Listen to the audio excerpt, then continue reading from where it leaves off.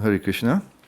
So today we're on the 21st section of our of the Bhagavad Gita portion of our Bhakti Shastri course. We're beginning a new chapter.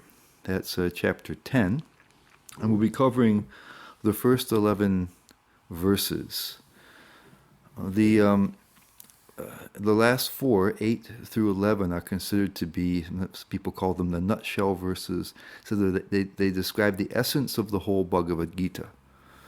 And some acharyas say that it forms the middle portion of the Bhagavad Gita. Now, Bhagavad Gita has 18 chapters in even number, so there isn't a middle chapter. But what's happening here is we'll see that there's kind of two sections of chapter 10. We're going to cover the first part in the first 11 verses, and then it moves in a little bit different direction for the rest of it, and that forms the bulk of the chapter. So what's kind of happening is the topics of the last chapter, this Raja Vidya Raja Guyam, the king of knowledge and the king of all secrets, pure devotional service, is going to kind of spill over into the beginning part of chapter 10. And so there is a conclusion that we worship Krishna exclusively and directly at the end of chapter 9.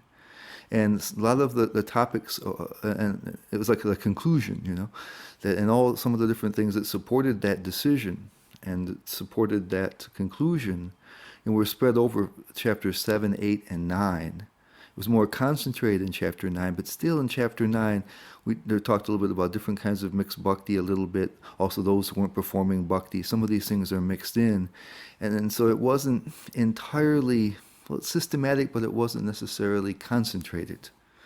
And so here, especially in the beginning of chapter 10, we're going to kind of summarize everything and then lead up to these 4 verses, which give you a really concise summary of this pure devotional service that brings all the different elements together very nicely. And hopefully we can get a better understanding of it. So this kind of chapter 9 spilling over to chapter 10. So if you imagine 18 chapters, the space between 9 and 10 would be the middle part. So it's kind of spilling over, and so that forms the middle. So it's kind of like a little bridge between the two, and so it lies in the middle. So in the very middle part is the essence of Bhagavad Gita. So we'll start here with text number 1. Krishna is speaking. It says, "The Supreme Personality of Godhead said, 'Listen again, O mighty armed Arjuna, because you are my dear friend. For your benefit I shall speak to you further, giving knowledge that is better than what I have already explained.'" So even better, like the last time we were dealing with Raja Guhyam and Raja Vidyam, the king of knowledge and the king of secrets. And I says, this is going to be even better. So Prabhupada says in the purport, he says, previously, beginning with the 7th chapter, the Lord has already explained his different energies and how they are acting. In the previous chapter, he has clearly explained his different energies to establish devotion in firm conviction. And then Prabhupada says, one should always hear about the Lord in the association of devotees. That will enhance one's devotional service. Discourses in the society of devotees can take place only among those who are really anxious to be in Krishna consciousness. So Prabhupada's dealing with a couple issues. Why that how the different descriptions of Krishna's energies and his unique character supported our faith. We mentioned that before. When we hear about Krishna, he's unique. These days, unique is a word that's used in a very non-technical sense. We say very unique. I mean, unique is unique. There's only one. And so in this case, I will say, just to guard against the kind of more colloquial usage these days, he's absolutely unique. He's unique in the classical sense, in the dictionary sense. He's one of a kind. And when we know about that, when we know we described how he's everything, how he's the source of everything, controller of everything, sustains everything. There's nothing besides Krishna, but Krishna's form is also unique. We talked about that tension between the oneness and the difference, and how we focus bhakti on Krishna's form. He said, but understanding these facts gives us confidence to take up devotional service, to worship Krishna. He's the only one that's worthy of worship, and also that you don't need anything else, any other process. It's sufficient. And then also he mentions this. Krishna says that I'm speaking this because you're very dear to me. So that we talked previously about how people do not want there to be a supreme entity. Krishna has talked about this in the power of envy. And so even if people hear about the Lord, if they do not want there to be one, they won't be able to understand. It simply won't work. So these topics are meant for those who don't have that aversion to there being a Supreme Lord, the devotees. So that's why Krishna is speaking to Arjuna. He previously said, you're not envious, therefore I'm speaking to you.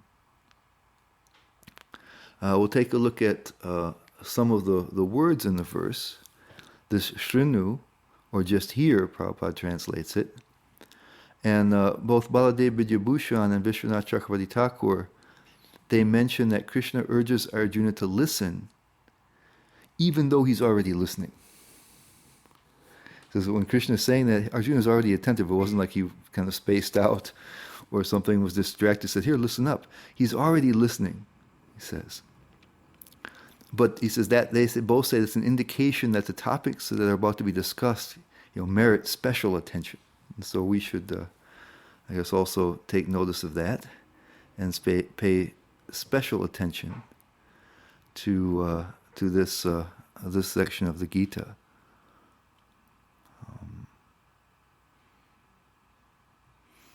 And then there's Priya Manaya. And Prabhupada translates, thinking you dear to me. Okay, so like we mentioned that's what Prabhupada was talking here in the purport. That's why he was speaking to Krishna, to Arjuna, because Arjuna was very dear to him. And Baladev Vidyabhushan says that another meaning of that is that it will bring pleasure to Arjuna, as if Arjuna were drinking nectar. These are going to be, so that so these topics are going to be very wonderful. And Arjuna is going to be very happy to hear them. And Vishwanath Chakravarti Thakur says that another meaning is that Arjuna is filled with love for Krishna. Those two go together. Why Arjuna is dear to Krishna, and why, and because Arjuna has so much love for Krishna. There's a relationship between the two. It's not a one-sided thing. So those who have a relationship, Krishna is eager to speak to. And those who have a relationship with Krishna are going to be eager and filled with happiness to hear what Krishna has to say regarding devotional service. And then the word here is hita kamyaya, which Prabhupada translates as for your benefit. He's going to say this, it's going to help Arjuna out. And Baladev says that it will produce an increased devotion for Krishna. That's how it's going to help Arjuna out and help us out as devotees or aspiring devotees. It's going to do that for us. And then there's bhuya, or again. And Vishwanath Chakravarti Thakur says that this indicates that the topics are a continuation of the previous chapter, the King of Knowledge, the King of Secrets, Vidya Rajaguryam. We mentioned that already. It's kind of a connector between the two. And then there's Paramam Vachaha, the supreme instruction. Krishna is saying, this is going to be even better than what I've spoken about before.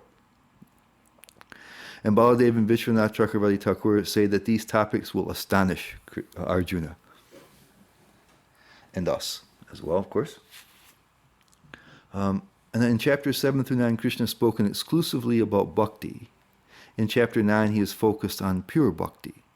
He mentioned pure bhakti in the other ones, but there was also many varieties of mixed bhakti. He was comparing and contrasting those things.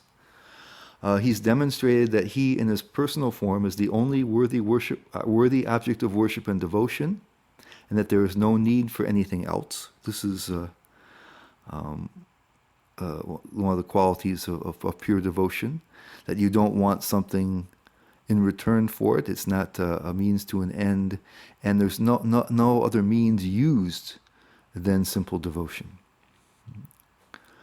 Krishna has shown that he helps and cares for his devotees. This help means that it is open to anyone and that the devotee's imperfections can be overcome. He mentioned this in the last chapter, how he says, I maintain what they have and carry to them what they lack.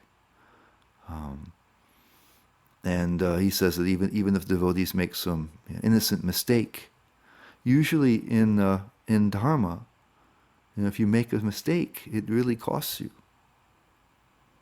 There's the story of King Nriga that's present in the Srimad Bhagavatam, where this king was giving so many cows in charity to the Brahmana, and he made an innocent mistake. It really wasn't a mistake, but he gave one cow that he was giving to one Brahmana went away from its group and back into the pool, and so he gave that same cow to a second one, and they were both claiming the cow to be theirs, and it was an innocent mistake, and the king was ready to compensate, for them. So I'll give you so many cows if you, give me that one back, but they weren't satisfied, and that caused him a real strong reaction. So in regular dharma, some disqualifications, even innocent mistake can have a really strong consequence. But because of his active help, says even innocent mistakes, Prabhupada says, accidental fall downs can be overcome. And he mentioned how even the persons born from sinful families, really unqualified persons, like most of us in Kali Yuga, can take up the path of bhakti and be successful. It doesn't take any prerequisites. And in verses 1 through 11, Krishna brings his teachings concerning pure bhakti together in a way which both summarizes and gives additional insight into the process. So that's what we're going to see here. So he's going to try to bring everything together here, and hopefully we can get even a better understanding of this pure devotional service, which is the essential message of Bhagavad Gita. This is what Krishna wants us to do and to take up. There are many different types of yogas and things we already encountered. We've seen that. But this is what Krishna recommends, because it's the best thing. There really isn't any comparison. And he's shown that so many ways already. So in text 2, he says, neither the hosts of demigods, the Suragana, nor the great sages, Mahadarshis, know my origin or opulences, for in every respect I am the source of the demigods and sages. Okay? Srila Prabhupada says in the purport, he said, here it is also stated by the Lord personally that he is the cause of all the demigods and sages. Even the demigods and great sages cannot understand Krishna. They can understand neither his name nor his personality. So what is the position of the so-called scholars of this tiny planet? And then Prabhupada goes on to say, here the Lord indirectly says that if anyone wants to know the absolute truth, and he places in quotations as Krishna saying, here I am present as the Supreme Personality of Godhead, I am the Supreme. Prabhupada says, one should know this. We can actually understand Krishna, who is eternal, full of bliss and knowledge, simply by studying his words in Bhagavad Gita and Srimad Bhagavatam.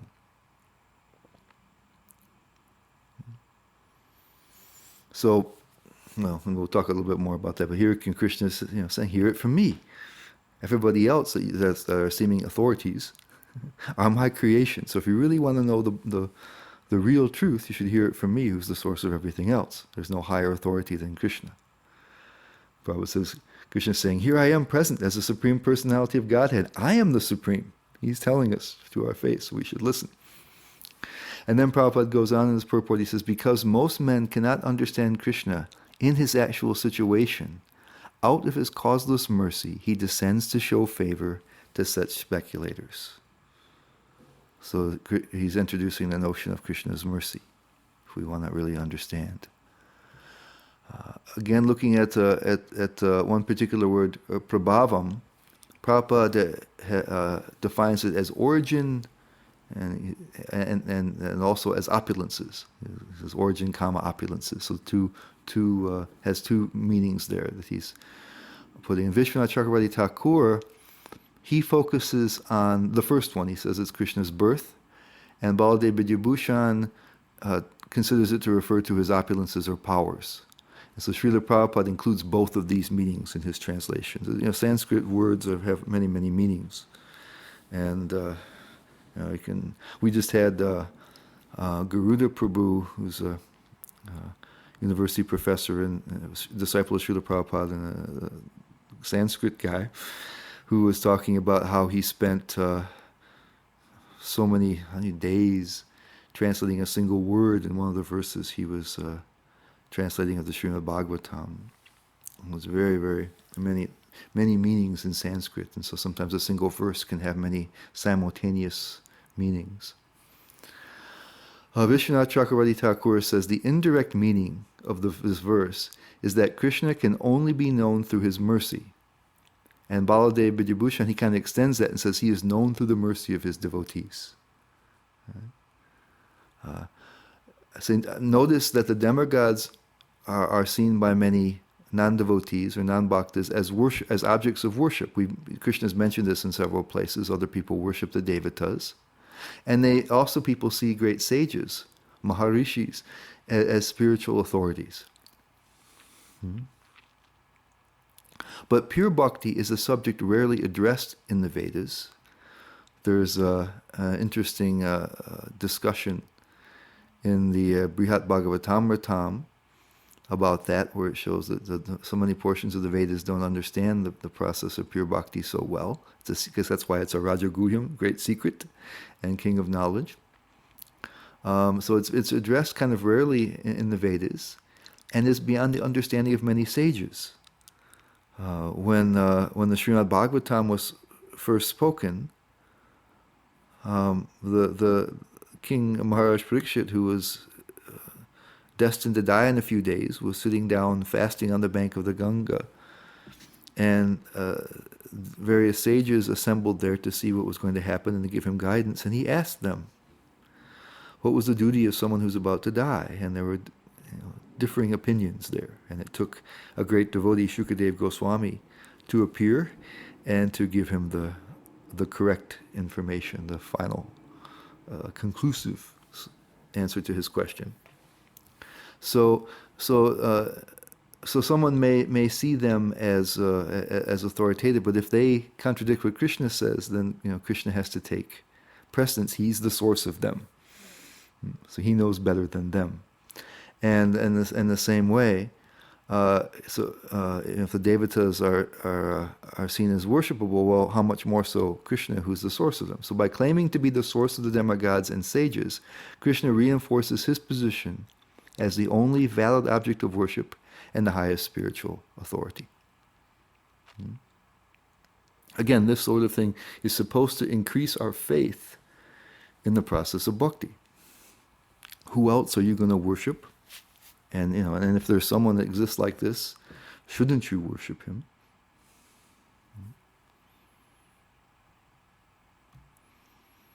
And the third verse is, he who knows me as the unborn, Ajam, as the beginningless, Anadim, as the supreme Lord of all the worlds, Loka Mahaishvaram, he only, undiluted among men, is freed from all sins.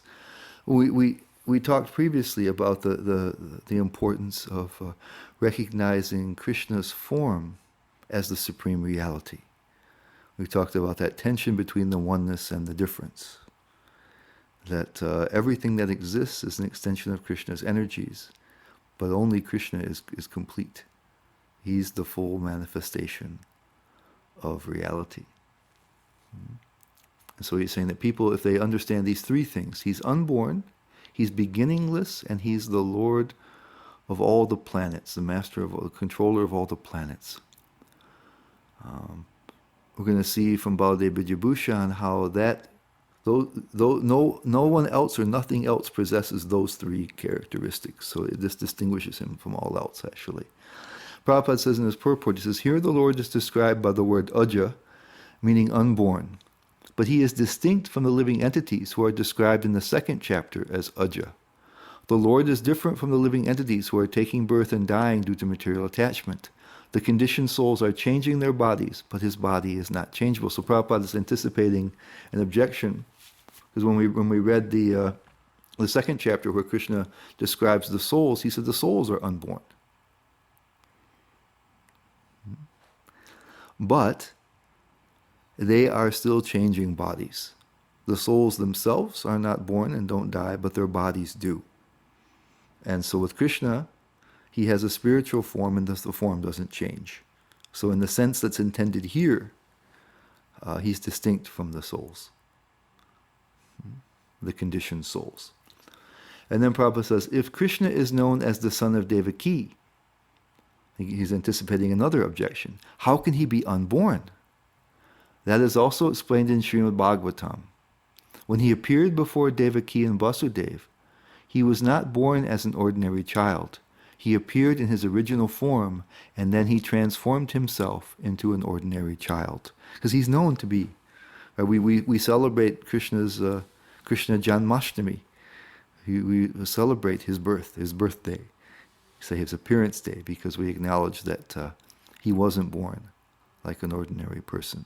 So first, when he first appeared, he appeared in his four-armed form as an adult, fully decorated with his weapons and clothing and everything. He didn't appear like a baby. And then they asked him to please disguise yourself. And he transformed that way. So that's why we call it an appearance rather than a birth.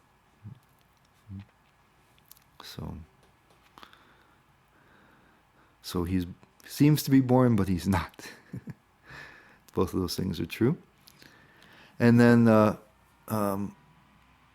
in this, Prabhupada says, in this verse, the words Veti, Loka Maheshwaram indicate that one should know that Lord Krishna is the supreme proprietor of the planetary systems of the universe.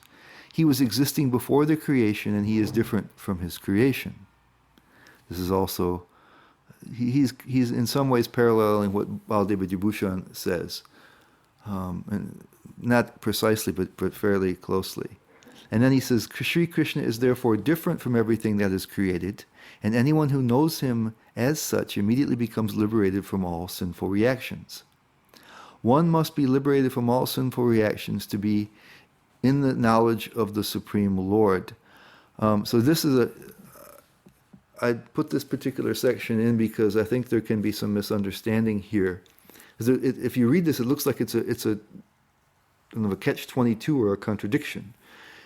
That he says, Sri Krishna is therefore different from everything that is created, and anyone who knows him as such immediately becomes liberated from all sinful reactions. So if you know him as this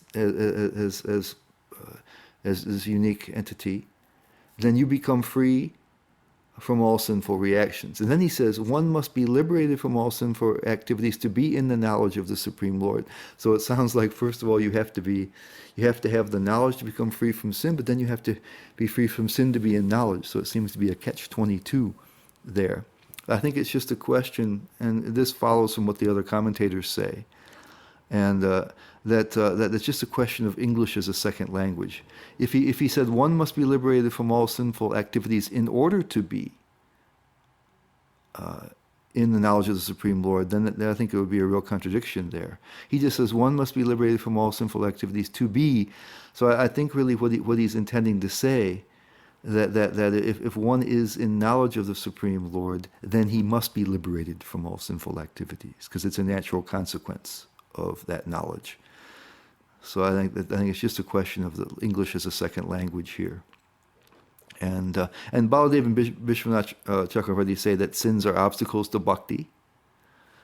and that when they're cleared away, then one can take up the process of bhakti.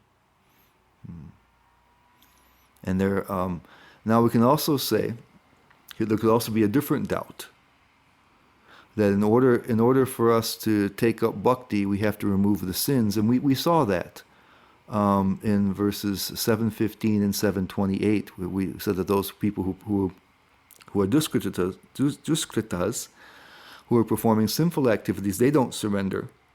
And then in 7:28 it said that somebody has to perform pious activities in this and previous lives, and to have their sinful reactions removed in order to be dhritavrat, to take up bhakti with some kind of determination. So the other thing we might think of is that somehow knowledge is a prerequisite for bhakti. And we've been saying that there's no prerequisites. Anybody can take it up. It's self-sufficient and self-contained. And so now if we have to have a certain amount of knowledge in order to free ourselves from the sins, in order to take up bhakti, it seems there's prerequisites involved. But we already saw from the previous verse that knowledge of Krishna comes by his mercy, either through himself or through his devotees. So it's not an actual prerequisite. It's coming from Krishna. It's given by Krishna's mercy. Sometimes we say that it's a part of the integral part of the seed of bhakti. We say the seed of bhakti is planted. That information is crucial to us in order to really take up the practice of bhakti with some confidence and determination. But it's not something we have to do independently. It already comes through the devotees or comes through the Lord. So it's not some qualification that we have to have independent of bhakti. It's not something that's a prerequisite in order to take up bhakti. It's part of bhakti.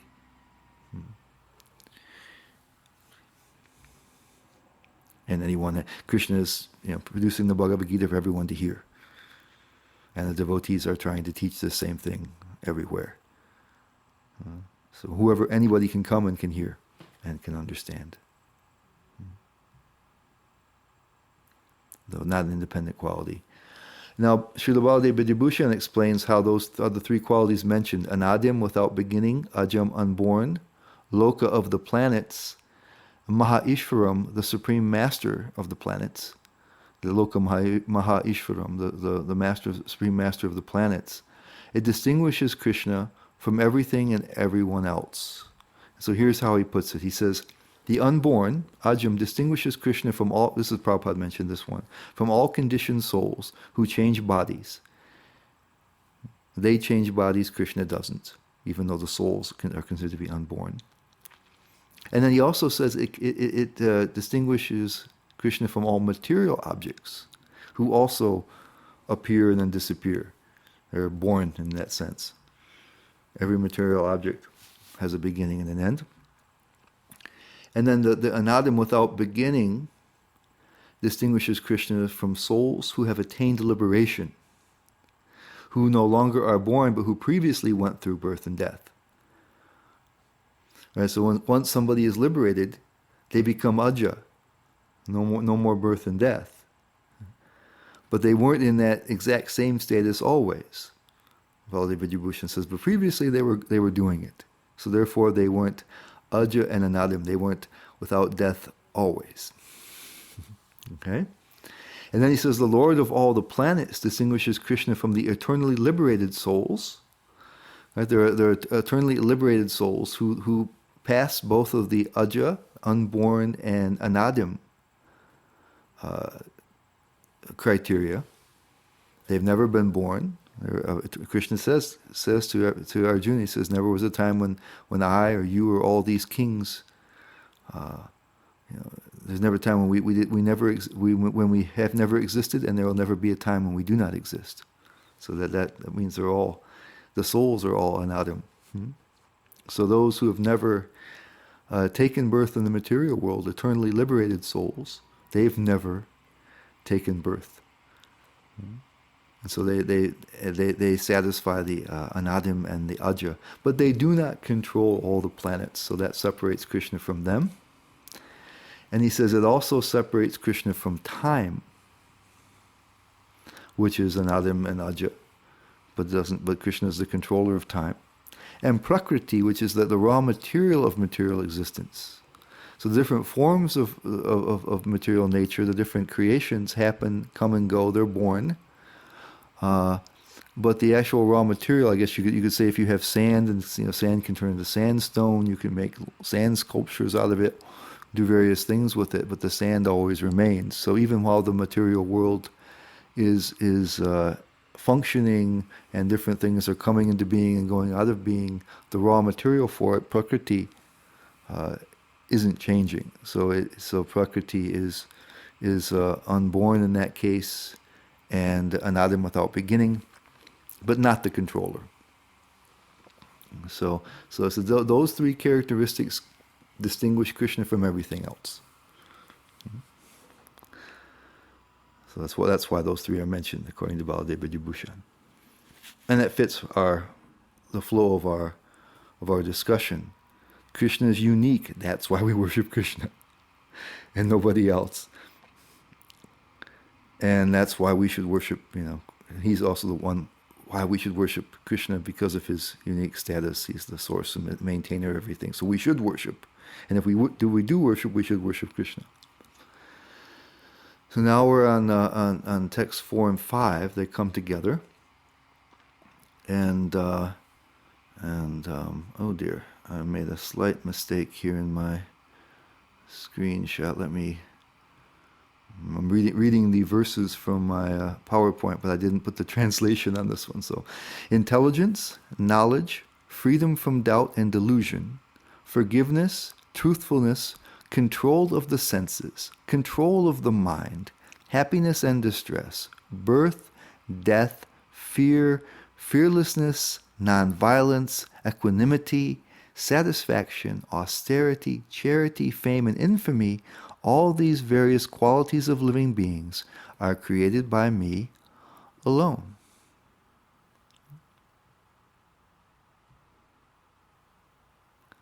So that's the 4 and 5. And Prabhupada says in his purport, he says, whatever we find, good or bad, the origin is Krishna. Nothing can manifest itself in this material world which is not in Krishna. That is knowledge. Although we know that things are differently situated, we should realize that everything flows from Krishna. So he's reinforcing that notion.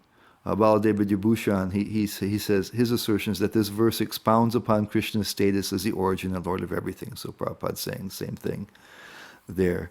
That, again, we're trying to build our faith in worshiping Krishna. There's really no one else to worship, and we should worship this person. Be able to take up the process with confidence and faith. And then Prabhupada says, now, for one who wants to advance in Krishna consciousness, Krishna creates all these qualities, but the person develops them himself from within. One who engages in the devotional service of the Supreme Lord develops all the good qualities as arranged by the Supreme Lord. And so Baladeva Vibhushan, Vishwanath Chakravarti Thakur says, and Prabhupada, he kind of confirms what Vishwanath says and even extends it a little bit. Vishwanath says, even those who are knowledgeable of scriptures cannot know about me by their intelligence, because intelligence and other elements are generated from the material gunas like sattva, and they all originate from me. In themselves, they are not suitable for understanding me who am beyond the gunas. He says, just as the sons cannot know the origin of the father, the list of items in these verses is given to show this. Sometimes people will think either that you have to, again, there's some kind of prerequisites for devotional service, that you'd have to have some of these good qualities. Almost every other type of dharma, all other types of dharma have prerequisites. We talked about this before, that Krishna told Arjuna, don't take up somebody else's dharma, because you don't have the qualification to do it. Arjuna was really upset, and he thought, let me leave the battlefield and take up the life of a beggar. And that would have worked initially while his emotions were running high. But very soon he would have reverted to his normal type of behavior, which, the Kshatriyas, the warriors, are never supposed to beg anything. And Krishna said he would hear from those people who won the battle, who were still alive, that he'd run away out of fear, and he would be angry about that. So it takes a certain level of qualification to take up a certain path. If you don't have that proper personality, you can't do it. So the Brahmins, the warriors, the mercantile people, the laborers, they have to have some certain type of personal qualities to be able to take up that path. Yogis, we saw how difficult that the meditational yoga is. All of them have to have a certain set of qualities that will allow them to do it. There's an aptitude there that is required. So some people may think that that's required, that bhakti, there's a certain set of qualities that are required. And here Prabhupada says that one who engages in the devotional service of the Supreme Lord develops all the good qualities as arranged by the Supreme Lord. So again, we hear about Krishna's help and how not only is bhakti produce the highest result, but because of Krishna's help, it's the most forgiving of all paths. The other thing is that Vishwanath Chakravarti Thakur says that maybe if we have those qualities, that is sufficient to attain devotion. He's making the other side of that point. That somebody may think we need those to have devotional service, and somebody else may think that if I have them, then I'm qualified. That can lead me to devotional service. And already we heard that Krishna can only be understood by his mercy. And since these qualities are coming from Krishna, they don't have the capacity to deliver Krishna. Just like the sages and the devatas, they're creations of Krishna. They can't know Krishna without Krishna's mercy. So these qualities aren't sufficient to know. He says, just like the son cannot know of the Father, these qualities can't reveal Krishna or allow you to understand Krishna independently. So now 10.6, the 7 great sages, and before them the 4 other great sages, and the Manus, the progenitors of mankind, come from me, born from my mind, and all the living beings populating the various planets descend from them. It's 10.6. Krishna again speaking. In the purport, Prabhupada says, Brahma underwent penance for 1,000 years of the demigods before he realized by the grace of Krishna how to create. Then from Brahma came Sanaka, Sanandana, Sanatana, and Sanat Kumara, then Rudra, and then the 7 sages. And in this way all the Brahmanas and Kshatriyas are born out of the energy of the Supreme Personality of Godhead. Brahma is known as the Pitamaha, the grandfather, and Krishna is known as the Prapitamaha, the father of the grandfather. Because if you read in the Srimad Bhagavatam, it's Brahma who creates these sages from his mind. And so the commentators, including Prabhupada, mentioned that Krishna is, that Brahma has to meditate on Krishna to get the grace to do that. So it's really Krishna who's doing it. Even though it appears that Brahma is doing it, he's empowered by Krishna. And he's created by Krishna. So whatever he does, Krishna gets credit for. Pretty simple.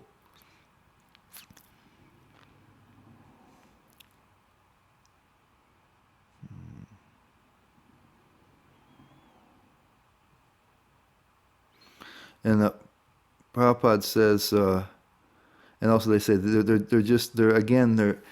they're pointing out Krishna's unique situation. That he's giving a whole history of the origin of the beings in this material world. So that all the different creatures from the top to the bottom are all coming from Krishna. So before we were kind of limited to we talked about the sages and the demigods. Everybody is coming from Krishna.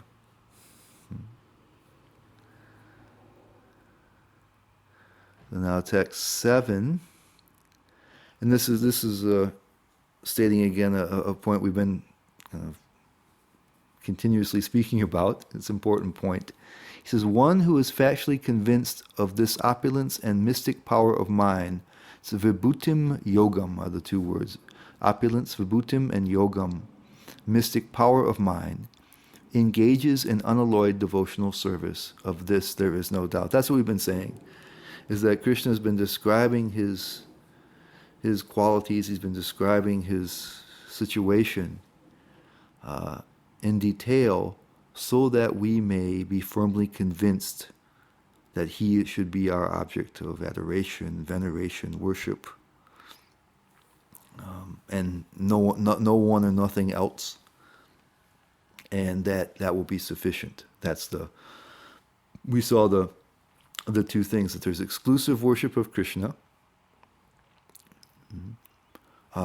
without some ulterior motive, and no other process. Those are the kind of mixtures that happen when bhakti is mixed with other things. That one doesn't need some other kind of yoga, one doesn't need jnana.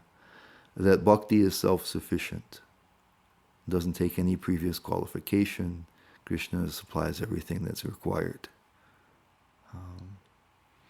And so we don't have to remain great yogis, great meditators, great renouncers. We have to be great, renunciants or things like that. We simply have to worship Krishna, and everything is taken care of. So again, he's saying that people understand that these two things, his vibhutim and his yogam, things he's been describing, then they will take up this avakalpena yogena, this unalloyed devotional service. They will have the faith. It was described in the purport in 241 that if there's that faith that simply, if you worship Krishna, everything is accomplished. There's no other second endeavor needed, and that's it. You do that, and everything is great. You do anything else, and it's not going to be as great. Krishna's also been mentioning that. Describes various other people who do other things, and the results aren't so great. So here's what Prabhupada says in the purport. He says, these are some of the opulences of the Supreme Lord. When one is firmly convinced of them, he accepts Krishna with great faith and without any doubt, and he engages in devotional service. All this particular knowledge is required in order to increase one's interest in the loving devotional service of the Lord. One should not neglect to understand fully how great Krishna is, for by knowing the greatness of Krishna, one will be able to be fixed in sincere devotional service. So he's making that connection between the two. This is generally called sambandha, or we realize our relationship with Krishna. We realize who Krishna is and who we are. And we're small parts of Krishna. He mentioned that the individual souls are part of his superior energy. And when we understand that, then the notion of bhakti becomes very, very plain, very apparent, very reasonable to us, and we take it up. And then there's a couple of different understandings here from the other acharyas that yogam, which Prabhupada translates as mystic power, Baladev Vidyabhushan translates as my qualities. And Vishwanath Chakravarti translates as bhakti yoga. And if we think about it, all these things have been described, his powers, his qualities, and also about bhakti in the previous chapters. And the qualities, like he says, I'm the well-wishing friend of everybody. I carry to you, what you lack and preserve what you have. I take care of you that way. So we see that Krishna is not just, he's not an egotistical, all-powerful entity that wants you to serve him because it makes him feel happy that he's superior. That's how we act in the material world. But Krishna frankly, is so much greater that if an ant worshipped us, we wouldn't feel very flattered. If all the ants of the world were worshipping us, it wouldn't do much for our ego. So even if Krishna had an ego, all of us were less than ants compared to him. It wouldn't make any difference. But Krishna says, I'm the friend of everybody. He's mentioned at least 3 times, Surit. I'm the friend of everyone. So he takes us, he doesn't look at us like the less than ants. He looks at us, we're valuable to him. And he wants to do things for us. He said, as people surrender to him, and when worship him, he does the same. He worships them. If you take the word literally, he reciprocates in the same way. So this is this amazing quality of Krishna, that he's inclined to his devotees. So we've heard about that. And we've heard about the glories of his yoga, bhakti yoga. So all these things can work. All the different translations of yogam here can work, and we've heard about them all, and they all contribute to our faith and bhakti. So that's one of the things that that in this section of the Gita, and even if we're practicing already, right, our faith can always get stronger. And so by hearing about these topics, it reinforces our faith and reinforces our enthusiasm for taking up devotional service and our confidence in doing so. Okay? So now we're going to come to the 4 verses that summarize everything. This is kind of a lead up, kind of giving us a review of some of the things that have gone before, especially that important factor of Krishna's uniqueness. And now we're going to get to these 4 verses which represent the essence of the Bhagavad Gita. They're surprisingly simple, because devotional service in one sense is very simple. It's simply the revival of our relationship with Krishna. So they're fairly short, simple verses. The explanations aren't really that long and complicated. They're really very, very straightforward, because the bhakti is just about the relationship between us and Krishna. That's what it is. It doesn't take so many other things. We've heard about how difficult the meditational yoga is, all the things they have to do, and what all it takes to get even to that point to be able to try it. But when we go straight to the source, we go straight to Krishna, who already is inclined towards us. He's already our friend. Things happen in a surprisingly straightforward way. So let's take a look at it. It starts out. I think it's easiest understood as a quick summary of the whole process, but it begins with that process of having faith that we've been harping on so much. So it's aham sarvasya prabhavo matha sarvam pravartateti matva bhajante mam buddhabhava samanvitaha. I am the source of all spiritual and material worlds. Everything am the source of generation, Prabhupada. Everything emanates from me.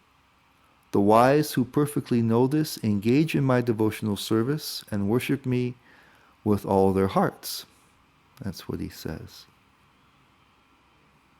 Okay, so let's take a look at it.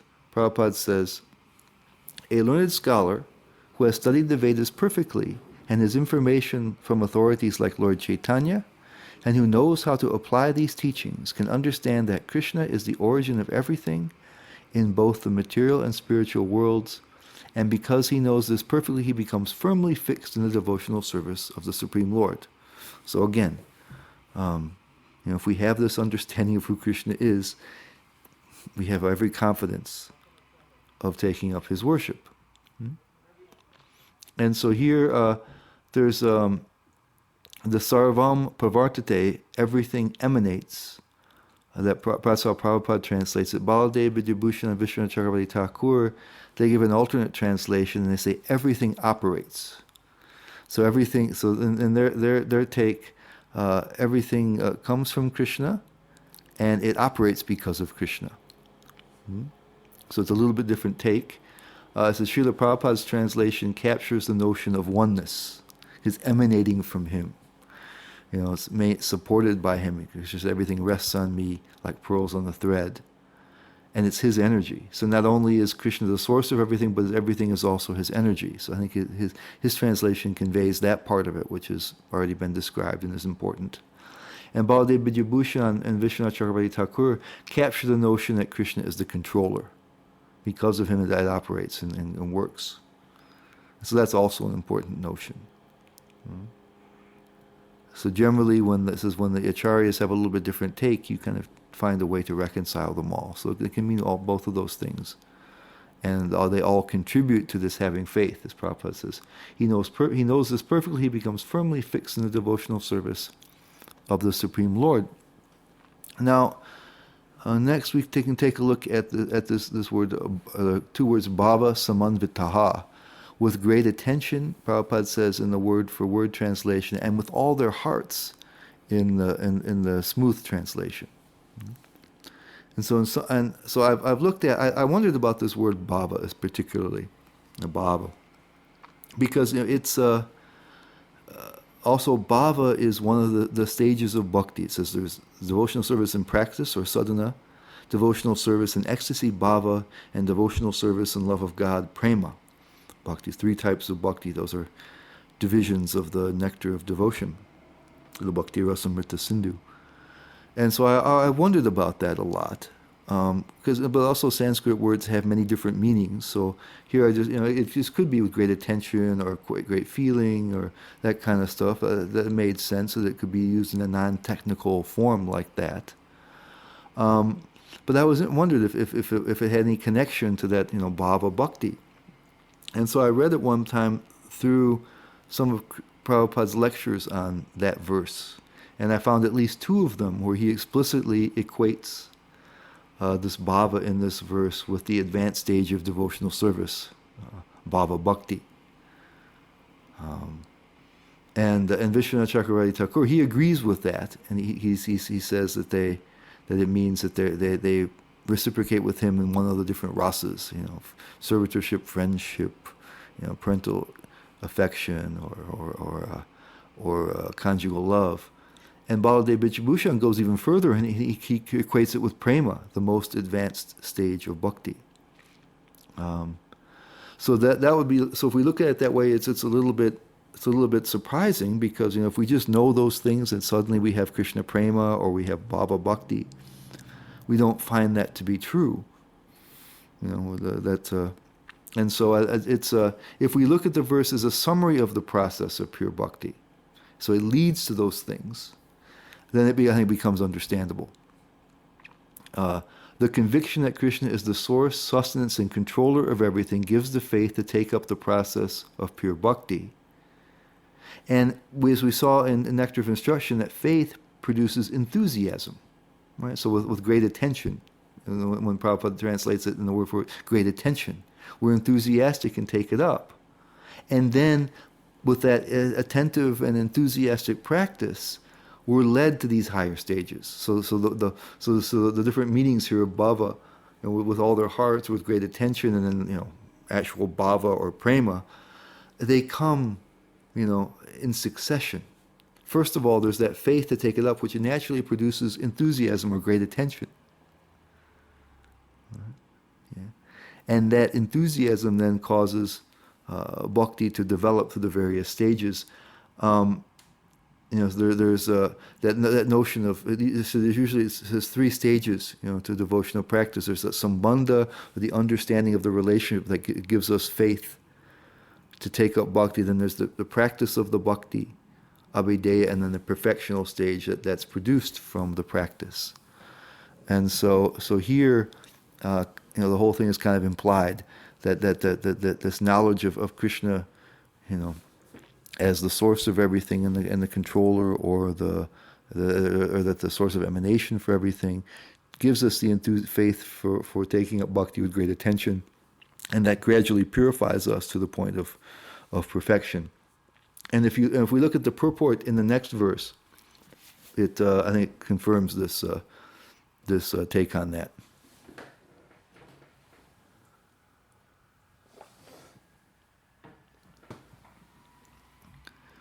So it starts out with this knowledge, and that knowledge is the we'd say this kind of the seed, large component of the seed of bhakti.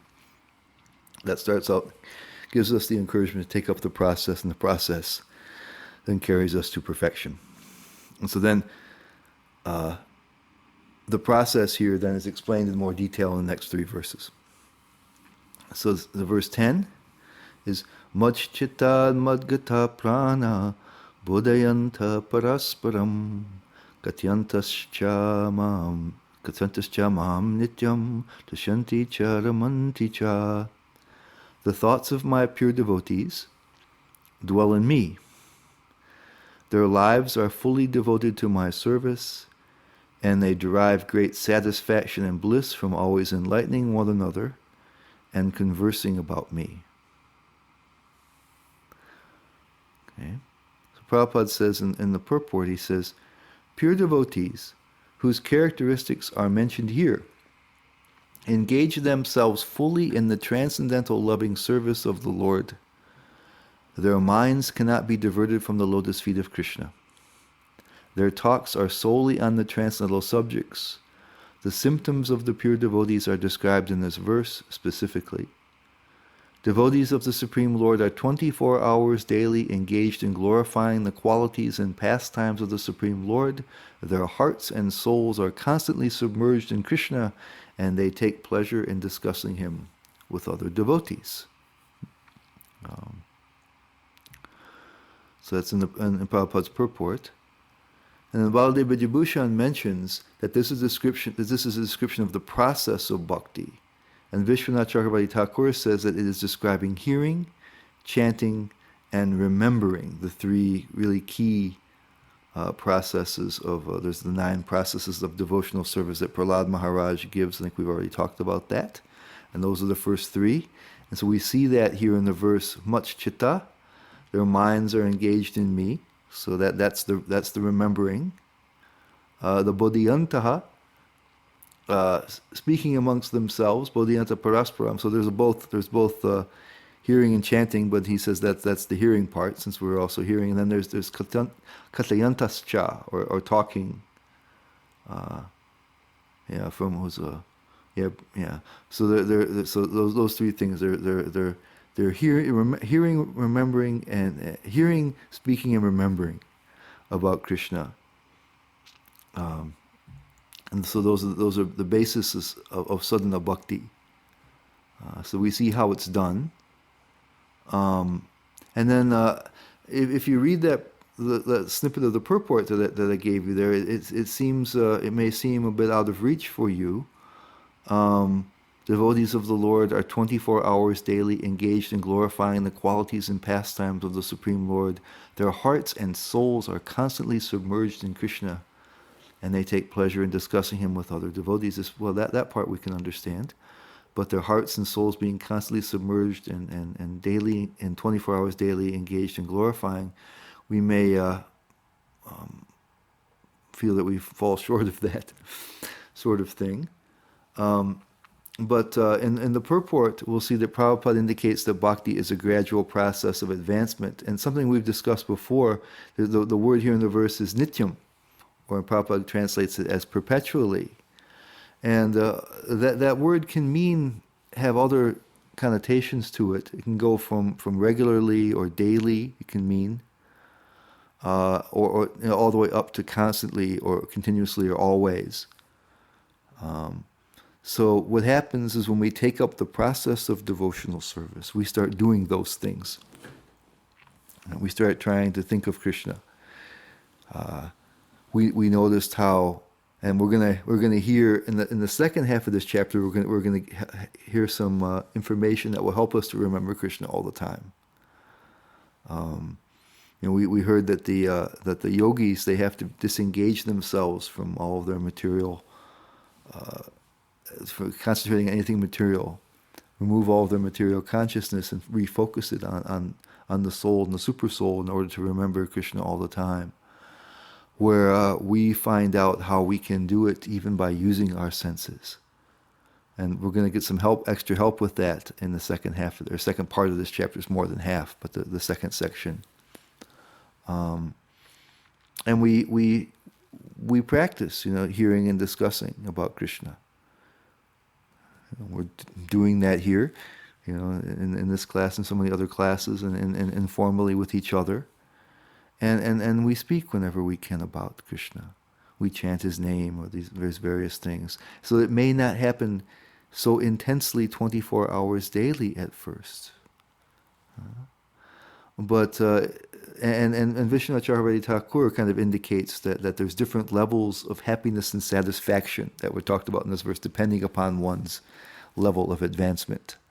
So there's ones who are sadhakas, they get a certain level of happiness and satisfaction, and then those who are described more as Prabhupada does, being their hearts and souls submerged in Krishna, and hearing and chanting 24 hours daily, they're getting this very high level of spiritual ecstasy, bhava and prema, and so this increases. And we take up the process, regularly, hopefully, daily. And increase it more and more, and the happiness and satisfaction increases, and that helps us to increase and increase. So it's a process. Prabhupada is describing someone who's very advanced in the process there, but at the same time he explains in the purport how it is a process. One thing that's interesting here, I don't think he's mentioned so much anyplace else. We heard in the Nectar of Instruction about the importance of the association of devotees in our sadhana. We talked quite a bit about that. There was a whole section in there. It's of course a small little book, but there was a whole section of 3 verses, I think, at least, out of the whole 11 that focused simply on that, and it is mentioned in other verses, And here, Krishna is showing that how the importance of association. I don't know if he's mentioned it any other place. I haven't noticed it. So here he says that they're bodhayantaha parasparam.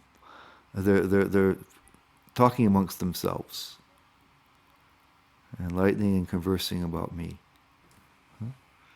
So he notes that it happens in the devotional service is practiced in the association of devotees, and so that's made prominent here in this verse. Prabhupada says here's a big section of the purport where Prabhupada talks about how bhakti develops in a gradual process. He says, in the preliminary stage of devotional service, they relish the transcendental pleasure from the service itself. And in the mature stage, they are actually situated in love of God. Once situated in that transcendental position, they can relish the highest perfection, which is exhibited by the Lord in his abode.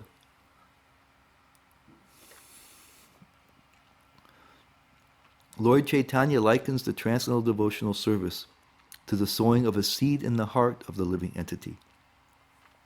There are innumerable living entities traveling throughout the different planets of the universe, and out of them, there are a few who are fortunate enough to meet a pure devotee and to get the chance to understand devotional service.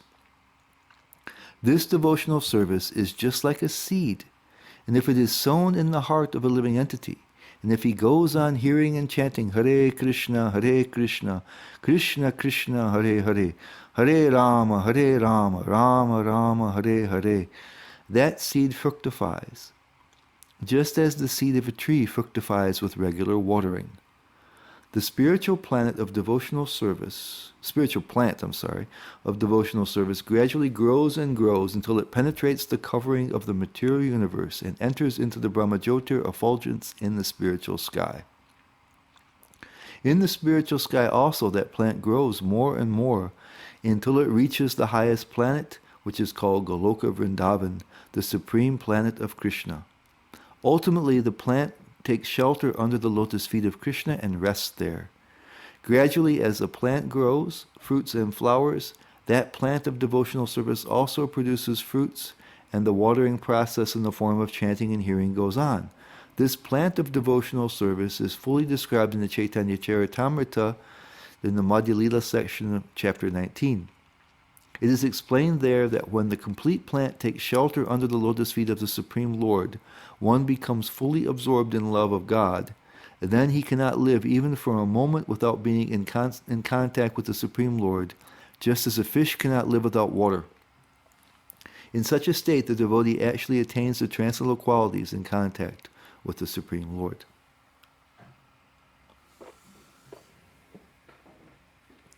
So we're going to talk a little bit more about this, particularly when we reach the nectar of devotion. But so implied in these 4 verses is this whole process. And so that explains the different meanings of bhava in the beginning there, and the different intensities that can happen with the hearing and the chanting and the remembering. And then here in the last couple of verses, Krishna is going to talk a lot more about his help and give a certain kind of explanation of how that looks like, what kind of help he gives. So text 10 is Tesham satata yuktanam bhajatam priti purvakam tadami buddhiyogam tang yenamam upayanti te. To those who are constantly devoted to serving me with love, priti purvakam, I give the understanding by which they can come to me. And Prabhupada gives this, in his purport, he gives this interesting, he says, a person may have a bona fide spiritual master and may be attached to a spiritual organization, but if he is still not intelligent enough to make progress, then Krishna from within gives him instruction so that he may ultimately come to him without difficulty. The qualification is that a person always engage himself in Krishna consciousness and with love and devotion render all kinds of services. He should perform some sort of work for Krishna, and that work should be with love. If a devotee is not intelligent enough to make progress on the path of self-realization, but is sincere and devoted to the activities of devotional service, the Lord gives him a chance to make progress and ultimately attain to him. Now, of course, it doesn't mean that he says that someone who's sincere. Right? So again, there's not a prerequisite here that one has to be an intellectual of some kind. Prabhupada, Krishna was mentioning how everybody is qualified for devotional service. So if you read the scriptures, it's very sophisticated. The philosophy is very, very sophisticated. And so if somebody is not very philosophically inclined or able to understand such things, if they're able to take up the work of devotion, somehow be convinced to take up the process of devotional service, Krishna can help them do that. And even if we're seemingly intelligent, the application of Krishna consciousness and the understanding of it is really beyond any of us to do perfectly, even close to perfectly. So, so of course people who may, lack a certain baseline qualification, they're going to be helped by Krishna, but everybody requires the same kind of help. This, the word here, buddhi yogam, Prabhupada calls it real intelligence. The buddhi, or the intelligence, it's the power of understanding. It's not exactly like our IQ when we talk about the intelligence quotient. It's the way we're able to understand things. It's the way we see things, and through that we know how to apply the teachings. And so in the Srimad Bhagavatam in the 2nd canto, it mentions, in Prabhupada's purport, he mentions how the Super Soul communicates to us through the intermediary of the intelligence. That's how, and with devotees, it is not the super soul, it means it's Krishna. So he helps to give us guidance from within how we can understand things. And we'll experience that in our devotional service. We know there are many concepts that we kind of comprehend and understand, but how do we apply them? How do we understand them deeply? How do they become a part of our lives? Prabhupada says that the study of Bhagavad Gita is meant to change your intelligence so you see the world differently. The intelligence is how you see the world. That's one of the things it is. Your worldview, the way you understand things. And when we study Bhagavad Gita, we should come out of it seeing ourselves and the world very differently than we did going in. But in many cases, we need some help with that. All of us, we may understand in a theoretical way that we're spiritual beings and eternal and aren't subject to birth and death. But on a practical level, it's more of a challenge. So Krishna, when he gives us, he gives us understandings. He helps to guide us from within, in order to bring us, to bring us closer to him. So he's taking an active role. We're not only just studying the scriptures and things, but he's also trying to help us by giving us proper understandings. Help us to see the world in a different way, how to apply the teachings.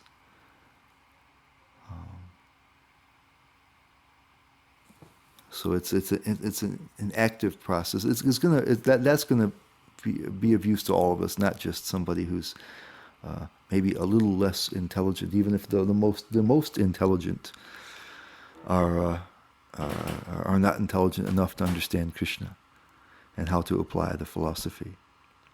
So here's evidence of Krishna's help. How does he said that Prabhupada explained that verse, what is it, 922, I think. Where is it? Let's see. Yeah, 922, where he says that Krishna carries to you what you lack and preserves what you had, and Prabhupada said that he takes us to him. That yoga means he takes us to him.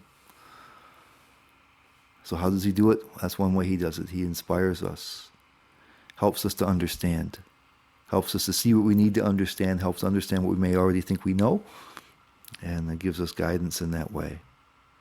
And then he says in text 11, the last of these essential verses, Tesham mevanukampatam aham agyanajam tamaha nashayam yatma bhavasto jnanadipena bhasvata. To show them special mercy, anukampa artam, I, dwelling in their hearts, destroy with the shining lamp of knowledge the darkness born of ignorance. So we can see this is something that's going to be relevant for. We heard about how even if somebody has an accidental fall down, but is sincerely trying on the path of devotion, that because there's no prerequisites for taking up devotional service, we may have many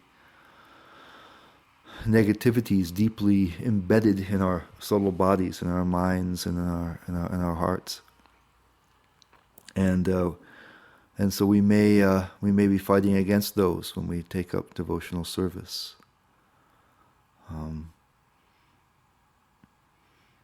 But here it says that Krishna helps to remove that.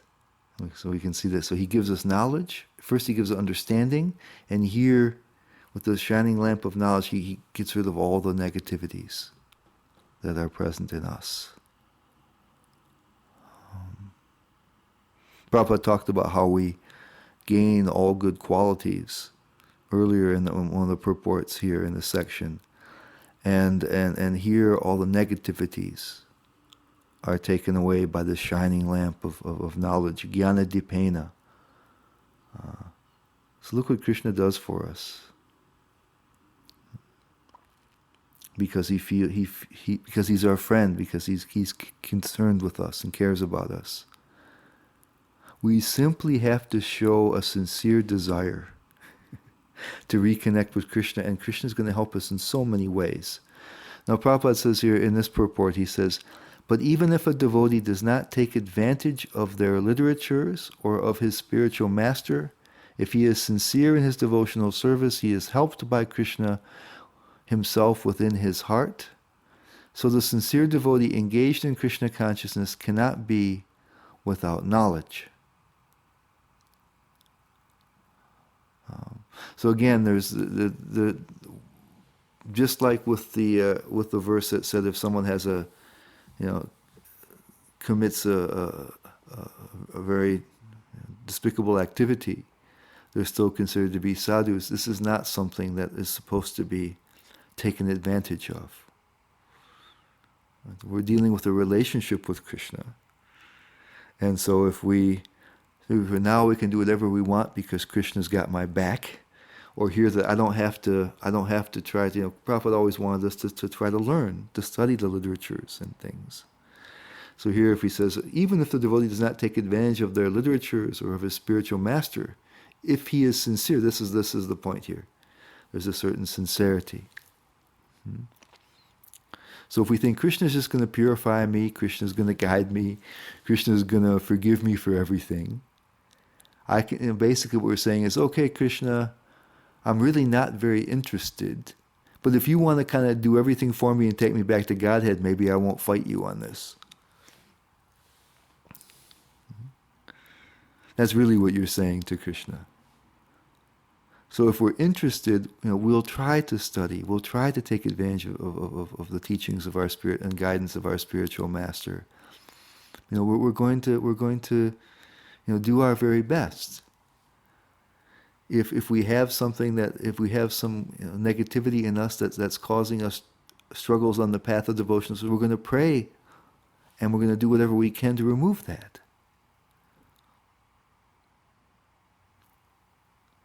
We want to target all of our negativities for destruction and hope they will be removed. And we ask Krishna for his help, but we're also trying our best. Krishna will forgive me. Or I don't have to study, I don't have to read, I don't have to do anything. Krishna's going to guide me back to him.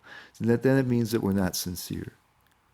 That's what we're really saying to Krishna is, maybe it's okay to go back. You do everything. And I won't complain. But if we show some real interest, if we really want to serve Krishna, if we're convinced of devotional service, we want to revive that relationship. We have that opportunity. We talked about the different types of mixed bhakti and what they produce, and how pure bhakti produces a close relationship of service with Krishna. If we want that, then no matter who we are, how many disqualifications we have, however lack of qualifications we have, whatever our past history, if we really want to do it, we'll do whatever we can do, and Krishna is going to help us all the rest of the way. If we try to take advantage of Krishna, well, that's not going to make the relationship blossom. And Krishna is going to know if it's true or not. He knows our hearts. Right? So when we read these kind of purports, those kind of verses, it isn't giving us carte blanche to act as we choose. But Krishna is saying, if you really want to revive your relationship with me and be with me, I'm interested in that. If you show interest, I'm going to help you. So you shouldn't fear. You take up this process with great confidence. And Prabhupada says in his purport again, he says, only by devotional service is the supreme truth Krishna pleased, and by his inconceivable energy, he can reveal himself to the heart of the pure devotee.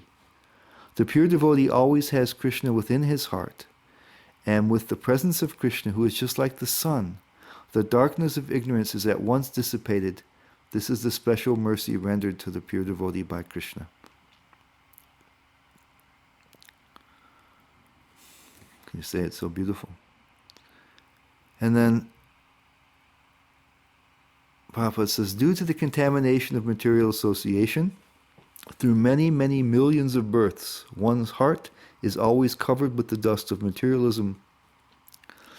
But when one engages in devotional service and constantly chants Hare Krishna, the dust quickly clears, and one is elevated to the platform of pure knowledge by Krishna. The ultimate goal, Vishnu, can be attained only by this chant and by devotional service, and not by mental speculation or argument. The pure devotee does not have to worry about the material necessities of life. He need not be anxious, because when he removes the darkness from his heart, everything is provided automatically by the Supreme Lord, who is pleased by the loving devotional service of the devotee. This is the essence of the teachings of Bhagavad Gita. By studying Bhagavad Gita, one can become a soul completely surrendered to the Supreme Lord and engage himself in pure devotional service. As the Lord takes charge, one becomes completely free from all kinds of materialistic endeavors. So to conclude, verses 10 and 11 emphasize what Krishna promised in 922, that he carries to you what you lack and preserves what you have. Krishna actively helps the devotee on the path of devotion. That's why there is no qualification to take up the path and why no other means is required. It is also why honest mistakes are not disqualifying, and that they show you how Krishna helps. He's mentioned that he did so, and now you get some detail about that. And so verses 8 through 11 are considered to be the essence of the Bhagavad Gita.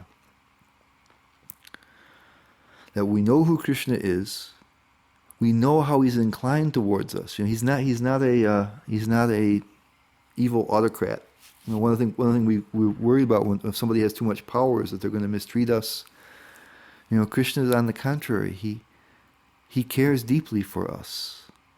He wants to have that relationship restored.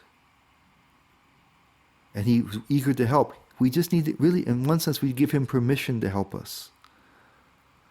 Because the reason why Krishna is not so active in our lives right now, and the reason why we're forgetful of him is because that's what we desired. We did not desire that relationship, and Krishna respects our free decision to do that. But if we change our minds, then Krishna responds to us. It's oftentimes said that when you take one step towards Krishna, and Krishna takes so many towards you. There's a place where Prabhupada says, I don't know if it was the Nectar of Instruction, where he said that Krishna desires us to come back for him more than we can desire to do it. So not only is Krishna the supreme worshipable object, but he says him the dearmost friend.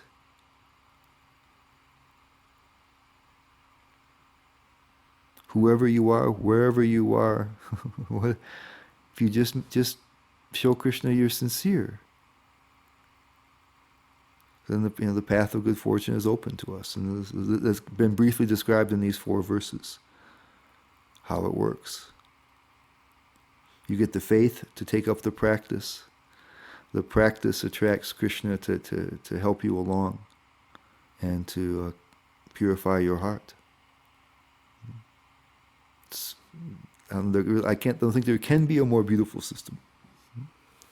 So next week we'll shift gears a little bit. Then we'll take up kind of the main topic that's in chapter 10. So this is this kind of overflow from chapter 9, and we'll go into it's called we'll talk about Krishna's vibhutis. Arjuna will ask him how he can remember him all the time, how he can see him in various manifestations of the material world. So it's something that we can use in our devotional service to keep that much chitam, always remembering Krishna. We're going to get a lot of ammunition for that in next week's class. We'll try to finish the chapter, but there's quite a lot of verses there, so I'm just not sure if we can do it. But it's just a series of lists of things. So we'll see. We'll cover as much as we can, and then if we need be, we'll take another session to finish the chapter. So Hare Krishna. Thank you very much.